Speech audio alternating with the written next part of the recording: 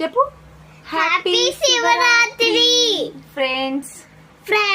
ఇప్పుడే గుడికి వెళ్ళొచ్చాం. Happy Shivaratri friends. ఇప్పుడే గుడికి వెళ్ళొచ్చాం.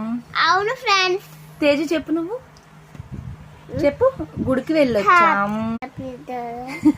హ్యాపీ శివరాత్రి. Good night.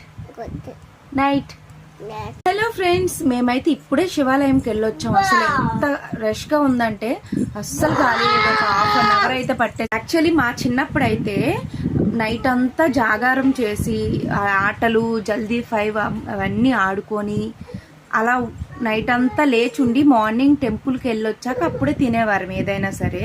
పల్లెటూరు సైడ్ అలా చేస్తారు. ఇప్పుడు ఈ సిటీలో ఎవ్వరు లెగిసి ఉండరు, అందరు పడుకొని పోతారు. ఇప్పుడు ఏం చేయాలా నైట్ అర్థం అవ్వట్లేదు నాకు. నిద్ర వస్తుంది కదా, ఏదో ఒకటి ఉండాలి. వీళ్ళందరూ పడుకుంటారు, నేను ఏం చేయాలి?